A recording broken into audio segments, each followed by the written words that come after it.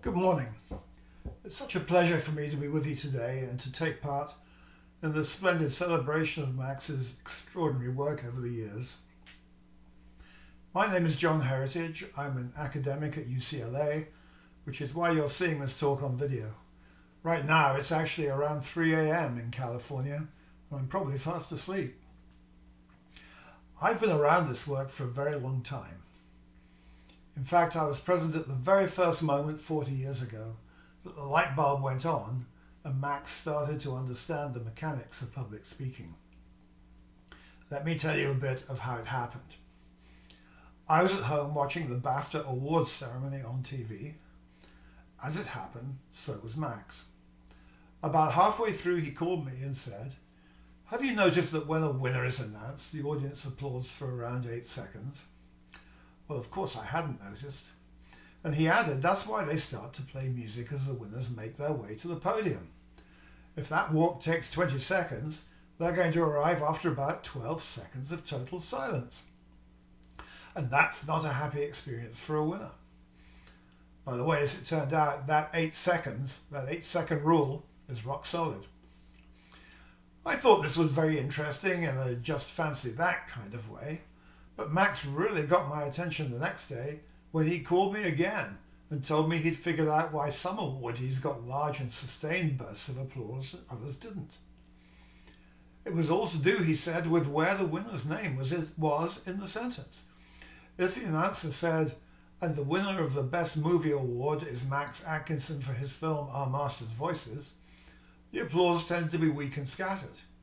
But if the announcer said, "And the winner of the Best Movie Award for his film Our Master's Voices is," pause, "Max Atkinson," then the applause started more immediately and was louder and more sustained.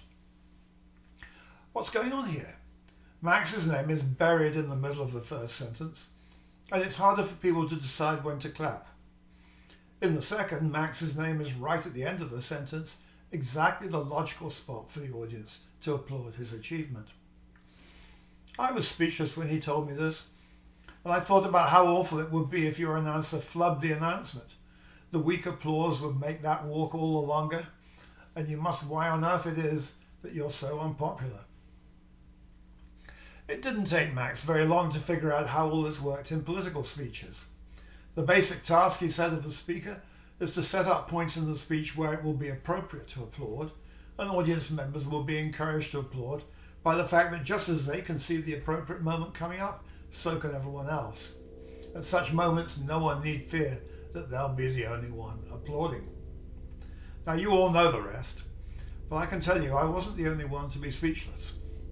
Later in the year, Max presented his arguments at a conference full of political scientists, pollsters, media people, and politicos. They were similarly astounded. Later again, funded by ITV's World in Action program, Max trained a young woman who was giving her first speech at a Lib Dem conference. Her speech was very heavily applauded, and she also received a standing ovation at the end. The main commentator at the event, Robin Day, was stunned to find out that the speech was the product of training, and he probably wasn't too happy either that the training had been sponsored by the rival network. Later, Max took all this stuff to the Reagan White House, and the rest, as they say, is history. What I'm struck by is the brilliance and acuity of those first observations, Max's preparedness to follow them wherever they would lead, and the superb way he has developed these insights into a wider and wider range of fields. It's been tremendous fun to work with Max all these years, and to watch how he's expanded his encyclopedic understanding of public communication. And it's an honour to participate in this splendid occasion.